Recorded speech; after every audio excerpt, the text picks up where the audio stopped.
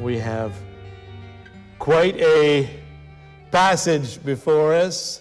It is riotous in scope.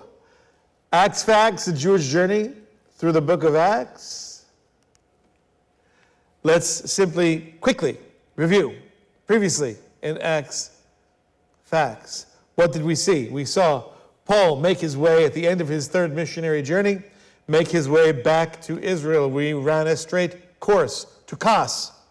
And the next day to Rhodes. They didn't see her. She was there on her honeymoon with her husband. And then from there to Patara. And so we see the journey of the ship from the tip of Asia Minor, passing Cyprus into Phoenicia.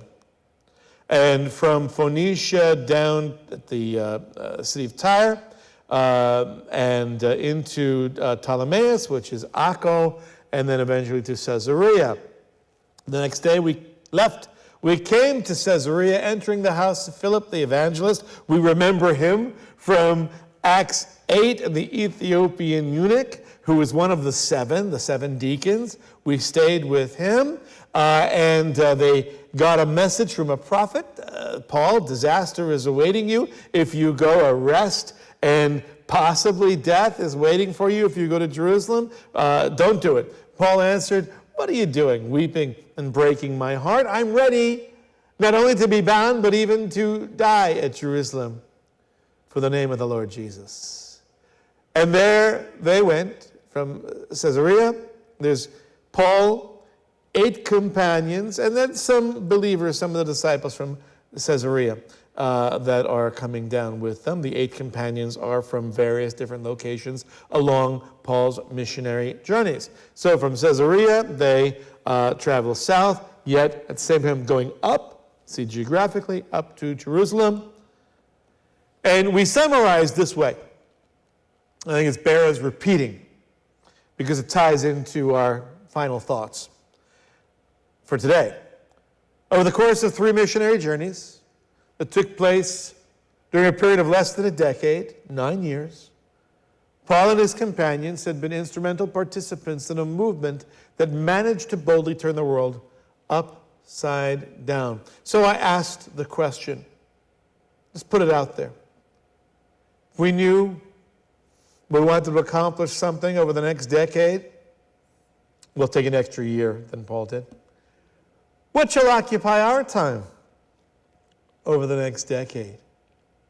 To what end? What cause? To what purpose will our efforts and energy be devoted? And I ask you to think about that. And because if you aim at nothing, you'll be certain to hit it every time. So you'd better be specific and truly ask God to teach us to number our days and to make specific plans, have a vision, have a goal or goals. What is it you thinking forward? What's your 10-year plan? Where do you think you're going to be? What will you look back on and have accomplished over the next 10 years? Well, that's enough of that. Let's get on to the new material here in chapter 21 of the book of Acts. After we arrived in Jerusalem, the brethren there received us gladly. This is 57 AD. This is May of 57 AD as the delegation arrives in Jerusalem. They are going to call on Yeshua's brother, James, who is leading the church at this point. The remaining apostles who are still alive, no longer in Jerusalem. They were dispersed to various itinerant ministries. And so the mother church in Jerusalem is led by James and an unspecified council of elders. The following day, Paul went in with us. This is just prior to Pentecost and Shavuot. Paul went in with us, Luke is there as well, it's Paul's companions, to James, and all the elders were present. How many elders does it take to lead the mother church in Jerusalem? I don't know. Unlike the licks of a Tootsie Pop, that number is not specified here in the book of Acts. And after he had greeted them, he began to relate one by one the things which God had done among the Gentiles through his ministry. So here's great detail, each item in order, what the Lord had been doing during his last missionary journey, since last they saw each other about 5 years ago. The Jerusalem leadership is going to respond to the news of God's work among the Gentile nations with joy and with worship. When they heard it, they began glorifying God. Now, remember, Paul at this point, this doesn't specify here, but Paul had brought gifts from the other churches, the European and the Asian churches, to support the mother church in Jerusalem. They made a big financial contribution, and whatever doubts Paul had about how his gifts are going to be received by the leadership of Jerusalem, he shouldn't have worried about it, because they gratefully accepted the gift. And but the Jerusalem leadership is going to broach a sensitive issue with Paul. They said to him, "You see, brother, how many thousands?" Now, the word there in Greek is myriads, okay, from which we get the term myriads, okay? So each myriad is 10,000, okay? So how many tens of thousands make many? Well, you have to have more than two. How many sets of 10,000s? That implies at least two. So I'm going to say that perhaps there are 3 or maybe more. That means there are 30,000 or more. You see, brother, how many myriads, thousands, there are among the Jews of those who had believed. 30,000 Jewish believers in Jerusalem for Pentecost? Yeah, at least. Still relatively a small percentage if we assume 8 million Jewish population in the Roman Empire at that time. It would seem then the 30,000 is a very, very small percentage, but God is always working. It's in the business of working with remnants. But nonetheless, I think that's an extraordinary, almost toss-away testimony to the reception among the Jewish people of the gospel, that there were at least 30,000 who came for Pentecost. Now, how many were outside Jerusalem? How many were outside of Israel who did not have the opportunity or the finances or what have you to be able to make it? So what is the Jewish population of believers in the first century in the year 57? I can't say. But of the pilgrims, there are at least 30,000, maybe 40, maybe 50. How many myriads there are among the Jews who have believed, and they are all zealous for the law. So this weighty assemblage of believers that are there, James calls these Jewish Christians, I quote, zealots, passionate for the Torah, for the law, for the Torah. What does that underscore? It underscores their passionate commitment to the observance of Torah. No question about it. That's James's point. That these first century Jewish believers, still at this date, 27 years after the resurrection, or perhaps 24 years after the resurrection, they're still conformed to the precepts of Torah, even though no longer under obligation to do so. It demonstrates the strong connection that existed between Torah and the nation of Israel and the sense of Jewish identity. The Jewish residents of Israel Torah observance is not just a theological commitment. It was also a national, a cultural one. To abandon the Torah would not only have been disloyal and unpatriotic, but would have been viewed as discarding Jewish identity. It's a very complicated issue in the first century. Anyway, get back to James.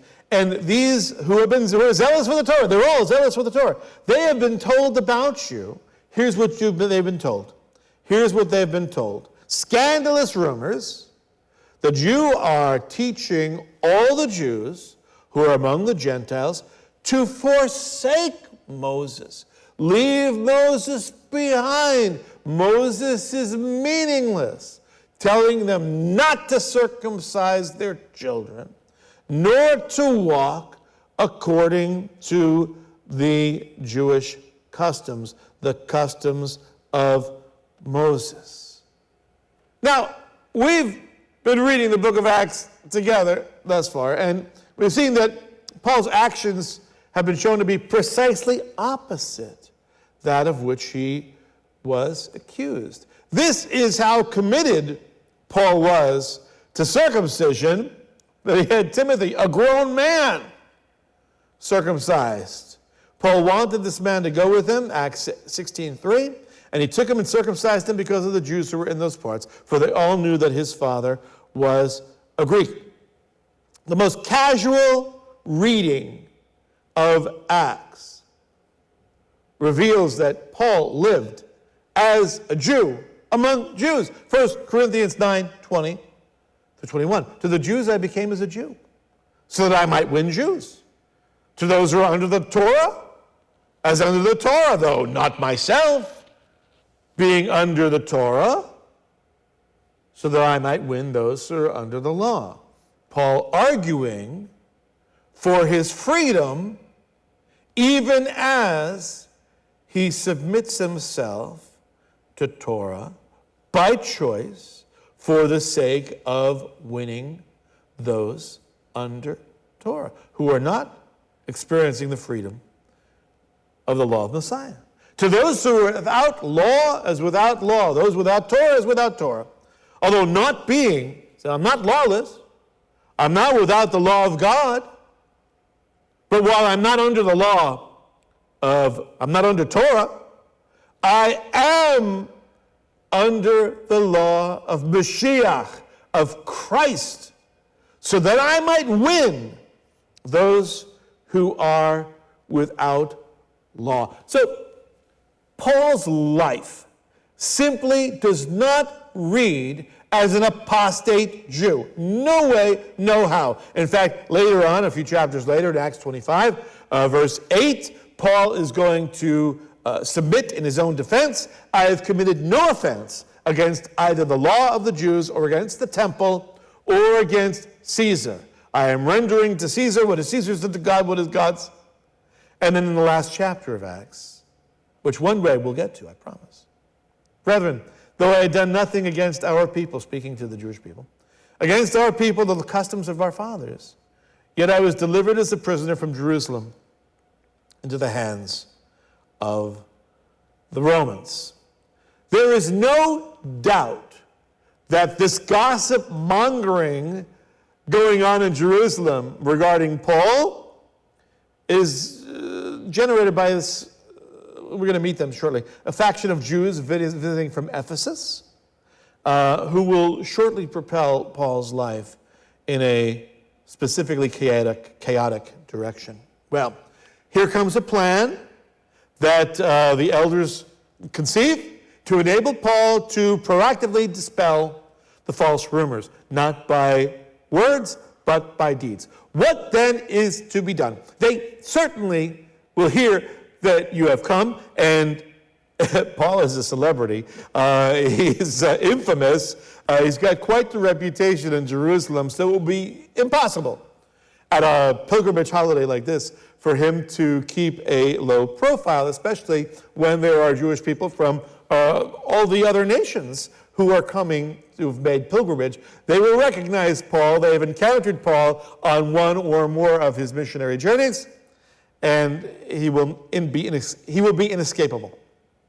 So the best strategy to deal with the perception of apostasy was to be seen very publicly as complying with Torah in a particularly virtuous fashion.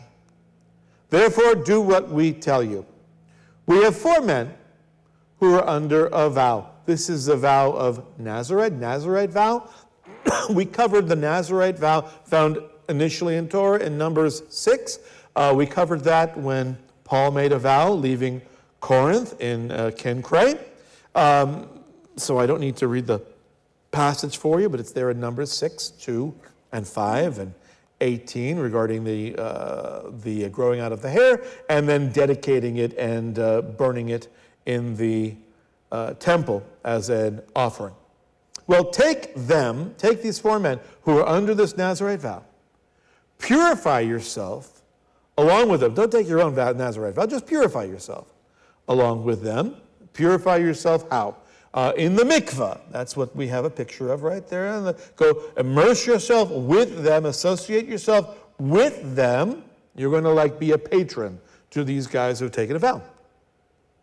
And purify yourself along with them, pay their expenses so that they may shave their heads, and all will know when they see that you're a patron of these guys who take a vow, all will know there is nothing to all the things which they have been told about you, but that you yourself also walk orderly, keeping Torah, okay? So you're not walking out of line with Torah, you're walking in line. Taking this action is going to prove there is no substance to the rumors, and Paul voices no objections to this whatsoever.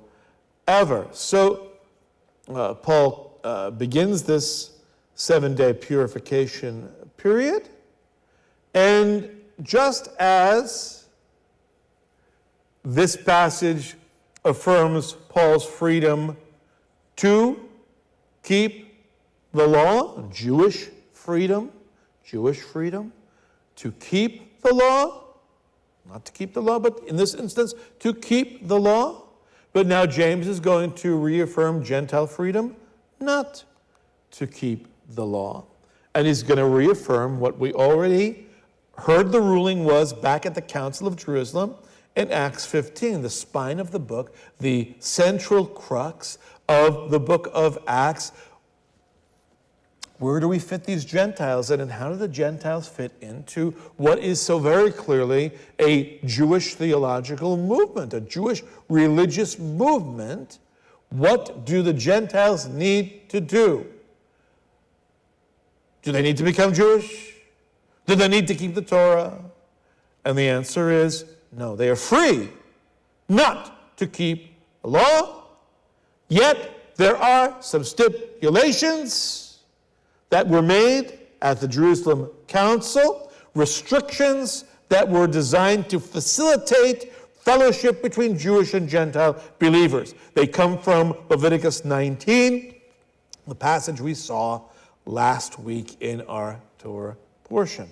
Concerning the Gentiles who have believed, we wrote, having decided they should abstain from meat sacrificed to idols, from blood, what is strangled, and from fornication. So, in other words, these Jewish Christians who were Torah jealous, they're not trying to make Gentile Christianity Jewish. They're trying to keep Jewish Christianity from becoming Gentile. That's the issue in the first century. How then shall we live? Well, then Paul took the men, and the next day, purifying himself along with them, went into the temple, giving notice of the completion of the days of purification, until the sacrifice was offered for each one of them. So we have a tremendous number of Jewish people who have come from every corner of the diaspora of the Roman Empire. They're gathered together in Jerusalem to celebrate Pentecost. Well over 1 million. Okay, by Josephus's estimation, the city is teeming with Jewish pilgrims, many who have arrived weeks before the holiday, would stay weeks afterward to worship in the temple, to peruse the holy city's shops, and otherwise take in the splendid magnificence of the holy city. Following the celebration of Pentecost, Paul would have routinely continued to frequent the temple courts during the remainder of his purification period, joining the lingering post-holiday throngs of Judean citizens and diaspora pilgrims enjoying the temple. On one such visit to the temple, Paul was recognized by a group of hostile Ephesian Jews. They were long-time opponents. We've met them before. They caused the riot that forced Paul to leave Ephesus. You remember the great is Diana, great is Artemis. And they noticed him earlier in the week while walking in the company of the Gentile believer. Remember, Paul has 8 believers with him, one of whom was Trophimus, a Gentile believer, and he comes from Ephesus. They certainly recognize them well. Before we get into the text, I want to give you a sense of the scope. I know it's hard looking at a model like this to really get a sense of the vast hugeness of the 36 acres that comprises the Temple Mount. It really is a vast, huge area. If we think about an American football field, and we compare that to the Temple Mount, look at the temple itself in the center of the Temple Mount, compare it to the football field. The football field is dwarfed even just by this building in the center. That is, you can fit easily more than one football field inside that temple area. This is a nice chart. I like the circle that is close to the temple proper, which is at the end there. The orange circle is the dimensions of the late lamented Georgia Dome. Some of us remember the Georgia Dome. Rest in peace. But nonetheless, if we look at the Georgia Dome, a football stadium with all the audience and all the people, the spectators, and you can see how many Georgia Domes could we actually fit on the Temple Mount. Let's get a better perspective of this. This is archival photo. Obviously, you can't go to the Georgia Dome today. It doesn't exist. But the Georgia Dome in its heyday, this is the amount of people that could fit inside the Georgia Dome. It was a huge number. Tens and tens of thousands of people could fit at one time. And again, look at the comparative, and we take that and we place it, superimpose that upon the temple proper, and we get a sense of the scope. Now, this is a recent photo of about 100,000 Jewish people, up to 100,000 Jewish people who are gathered for the holiday. It may be Shavuot, I'm not exactly sure, but nonetheless, for one of the holidays here at the Western Wall Plaza, and you can get a sense of just how vast and how many people, shoulder to shoulder, could be placed. This is a further view. You get an idea of what the temple looked like at a holiday period in the time of Paul, in the time of the book of Acts. To give you a background regarding what we're reading, this is not a vast, airy place that is uninhabited and nobody's around. This is the temple during holiday times.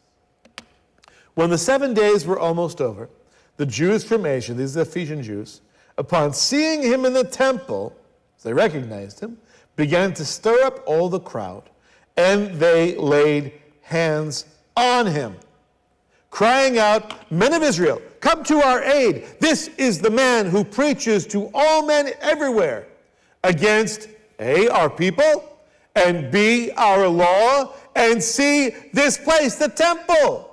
Look what he preaches. Preaches against the Jews, against Torah, and against temple. And besides this, he's even brought Greeks into the temple and defiled this holy place.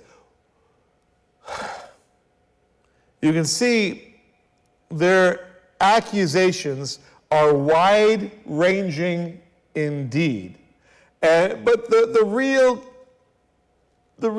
push, the real issue, the crux of their issue is that the accusation that he has brought Greeks, plural, at least one, beyond the balustrade, beyond the sorag, which is the little half wall that separates the court of the Gentiles from the inner courts, the court of women. And they had previously seen Trophimus the Ephesian in the city with them. So they've seen Paul and Trophimus walking around the city, and they supposed, they didn't see it, but they accused him, they supposed that Paul had brought him into the temple. And not just the temple, not just the courts of the Gentiles, which is a great place to find Gentiles, but into the inner portion, beyond the sorek, beyond the balustrade, beyond the wall that separates the Jews from the Gentiles in the temple. They hadn't seen it. They'd seen him walking around the city showing Trophimus the sights, but they accuse him of it nonetheless. Now, this reminds me of the accusation that Paul speaks against Torah and the Jews and the temple. This reminds me of the accusations against Stephen back in chapter 6. We've heard him speak, Stephen, blasphemous words against Moses and against God. And this man incessantly doesn't stop. He just keeps going.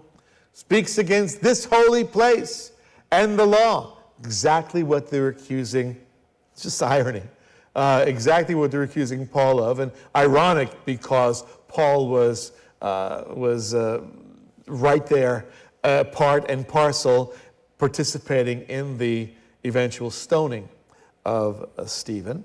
But nonetheless, we have Josephus historically talking about the importance of the sorek, and even recognized by the powers of Rome how important the division, the separation of the court of Gentiles from the remainder of the inner courts of the temple was.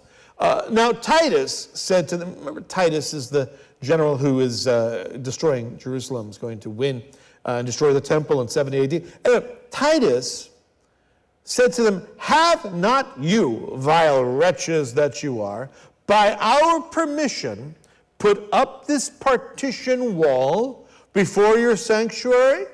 In other words, did we not allow you to build a soreg to separate the court of Gentiles from the rest of the temple?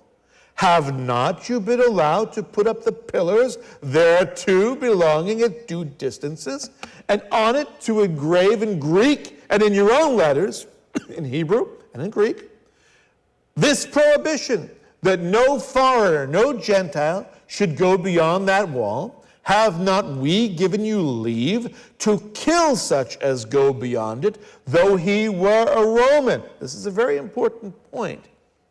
Violation of trespassing beyond the soreg, beyond the balustrade, was so critical, was such a critical crime, that the Romans even allowed the Jewish people to exercise capital punishment, even against Roman citizens, if they violate the sanctity of the inner courts of the temple. This is the inscription. This one survives. It is found in Istanbul, and it is the inscription warning people, it's a piece of the sorag, warning people not to go beyond the sorag. This is a separate piece, another piece, same prohibition. This one's found in the Israeli Museum. You can see it, the Israel Museum. You can see it today. I have seen it.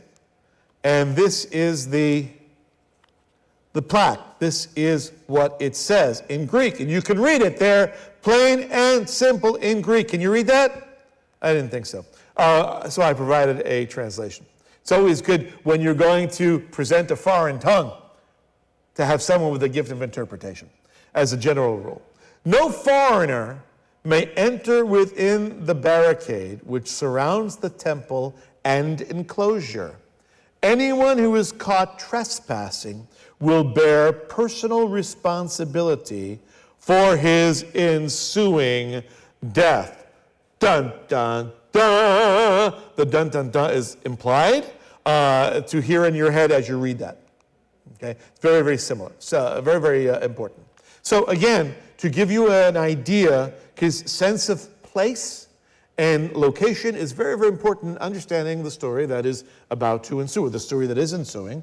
We have, of course, the Temple Mount itself and the large spaces on the outer perimeter of the Temple Mount space is the court of the Gentiles. It's the largest section, it's the largest court in the, and then you see there is two little lines there. There's a little set of steps, and on the steps there is a little half wall called the balustrade or the sorek in Hebrew. And beyond the wall, beyond and inside the first court there is the court of women. Beyond the court of women, you have the court of men, and then the court of the priests, and then the building itself, the white building with the gold columns and the pointy gold pieces up on the top. That's the actual temple. The whole thing is not the temple, it's temple court. The actual temple is that building. So remember, you can fit at least 2 football fields inside the temple complex itself, the inner court of women, court of men, court of priests, and the temple itself. 2 football fields at least. Then all the city was provoked by this accusation, this inflammatory accusation. And the people rushed together. And again, I showed you those crowds to give you a sense of scale and a sense of the horror, the terror, the anxiety that all the city coming together in one location would have provoked. This is Paul going to be standing by himself against an entire enraged mob of tens of thousands of people. All the city was provoked. And the people rushed together. And taking hold of Paul, they dragged him out of the temple, and immediately the doors were shut. So, it's hard to visualize with a photo like this of the model, and you can see the court of the Gentiles, that's the wide area, and then you see the segmented wall, that is the soreg or the balustrade, that is separating a little set of steps, and then you would go into the first area, that first court, the court of women. Imagine Paul is seen there, and all of a sudden, this place it's already crowded, and it begins to fill up with other people as word gets out that Paul is there, and he's violated the sanctity of the temple complex. And so Paul is rushed out of the court of women and taken into the court of Gentiles. He's marched into that area, taken, and the doors behind him were shut. Now, while they were seeking to kill him, just lest you think that the mob is peacefully protesting, they're not. They're seeking to kill him. They're enraged. A report came up to the commander of the Roman cohort that all Jerusalem was in confusion. We're going to talk about the Roman cohort stationed next week. But nonetheless, that these false, outrageous accusations aroused the gathering masses. They stirred up vast confusion and considerable commotion. How considerable? Moments before, the assembled crowd had been engaged in worship or prayer or study or the transaction of other sacred business. Now, in a moment, they'd become an incensed mob. Religious passions were aroused.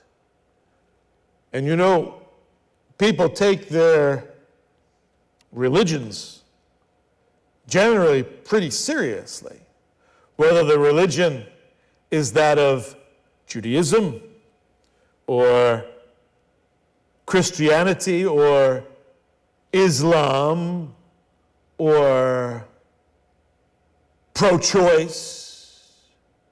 People take their religious leftism, people take their religious proclivities pretty seriously. And they focused their holy outrage, their pious indignation upon Paul in a brutal attack.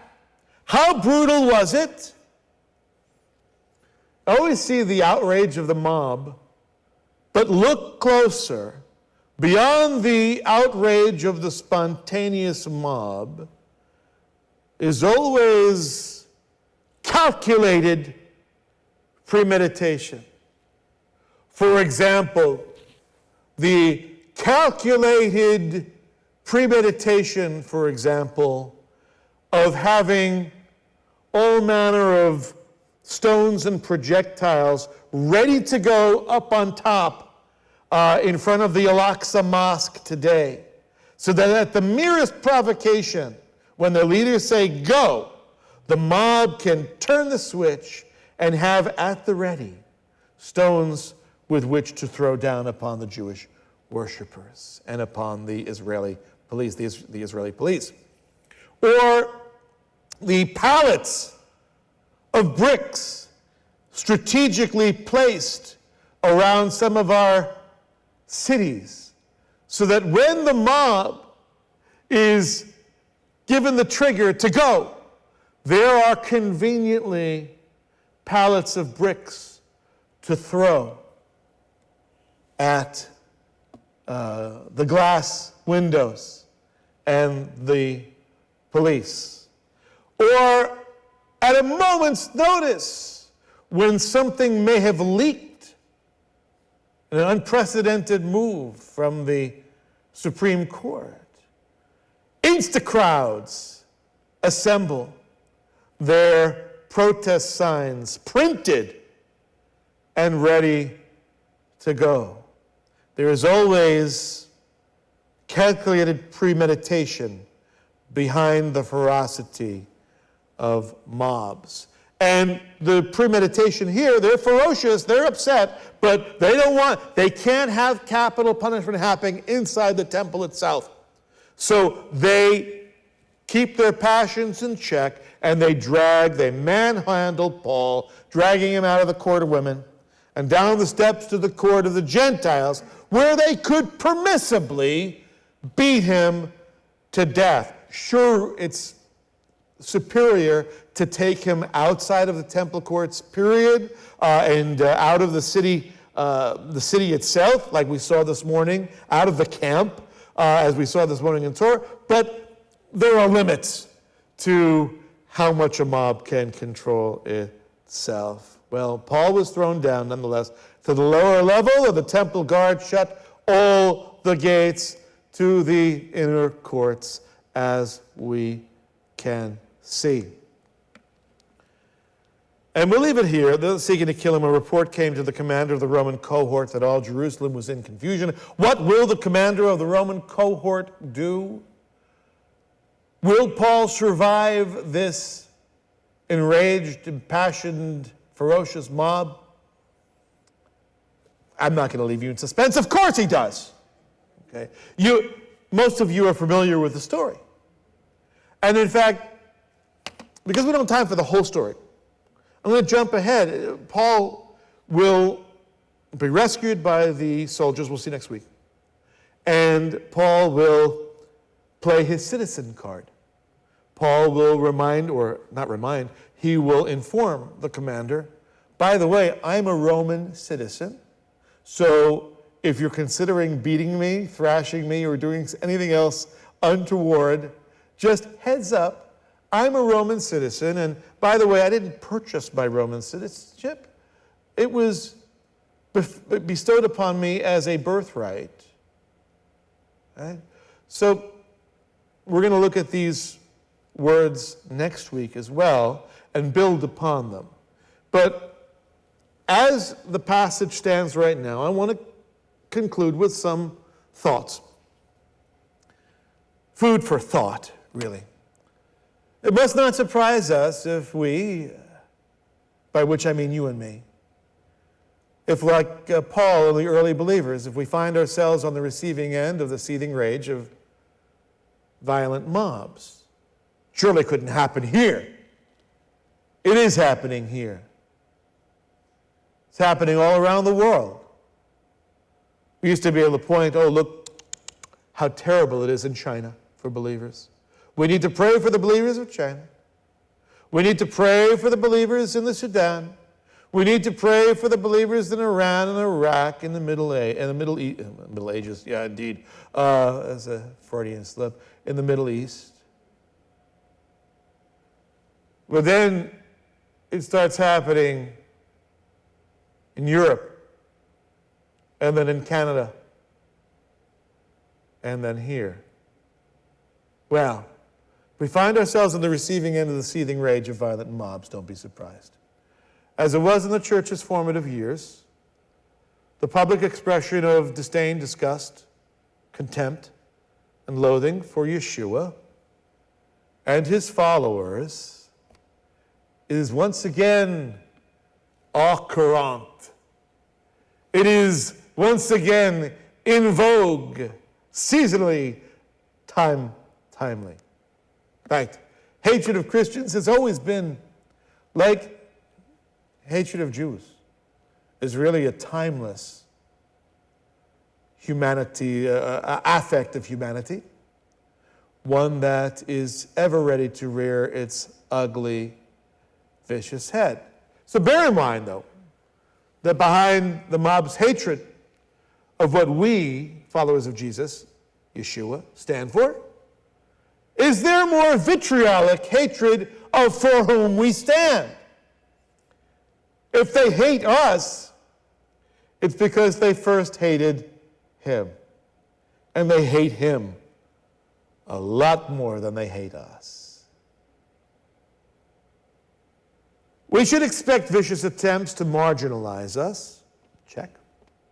Ostracize us. Check. Criminalize us. Check. And exclude our voices from being heard in the social public sphere. Check. Do you ever think about expressing your opinion on social media or in person, or if you ever get an interview, or perhaps in the workplace, or even at the Thanksgiving table, and realize I'm not as free to speak my opinion today as I used to be. And I must check myself before they wreck myself because of my opinion, because of what I stand for. Do not, do not allow your voices to be silenced under any circumstances. Paul didn't. He did not allow himself to be silenced under any circumstance. We should follow Paul's example. He demanded his rights as a Roman citizen, we must remember that our full God-given rights as a citizen of our republic cannot be taken away by even the squeakiest, most hateful of wheels. No matter how they rage, no matter how they scream, no matter how they contort their faces with hatred, we cannot be silenced. We must not be silenced. It is our responsibility as citizens of this republic to exercise God-given freedoms and rights. So, my friends, brothers, sisters, and those of you watching at home, start preparing now. Start preparing now regarding your responsibility to represent, to reflect God's standards in a nation governed of the people, by the people, and for the people, inasmuch as it's in our power to do so, for the sake of our families and our communities and our culture. We must stand firm, ceding no territory to the Antichrist spirit of the age.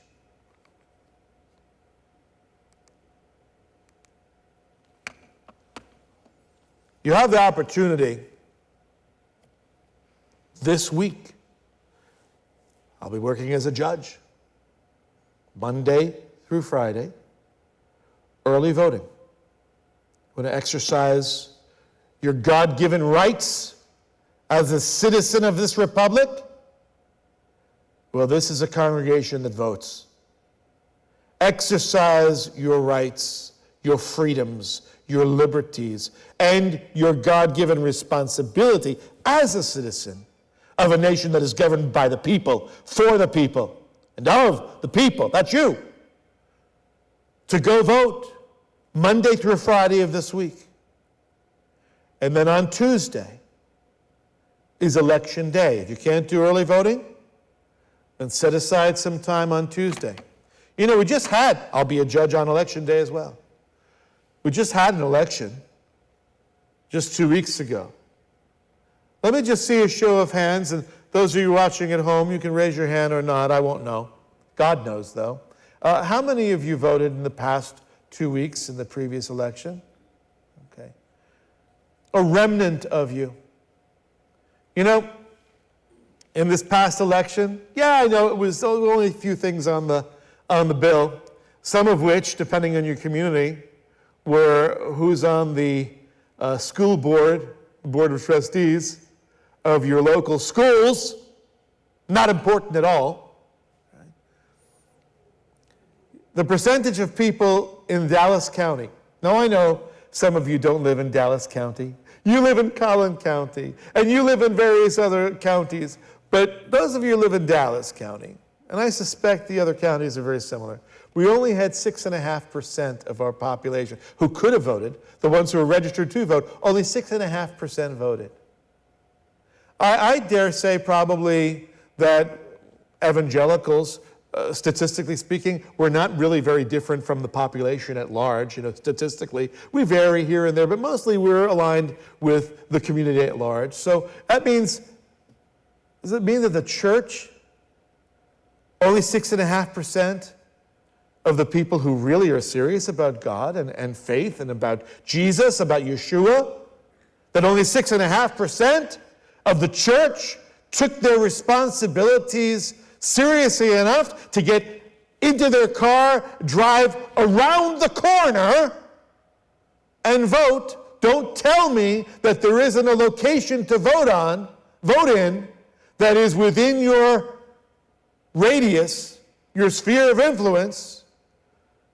You'll drive to restaurants further than you'll drive, malls further than you'll drive to vote. So you have an opportunity.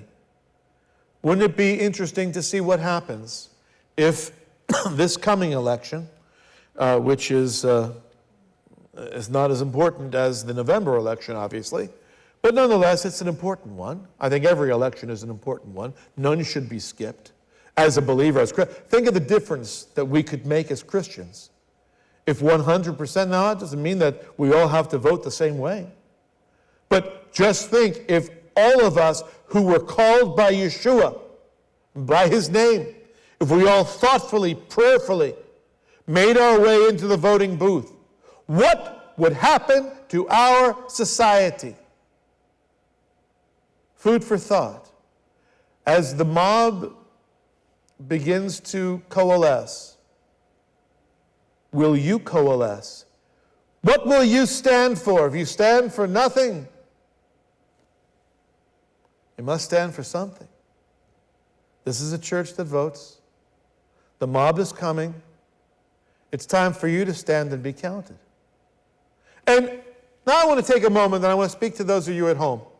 I know for a variety of reasons, some health, some convenience, some circumstances, you have determined, since COVID hit, you have determined that you have decided to stay home and that you are going to fulfill your religious, your theological obligations as a believer in Jesus from a distance.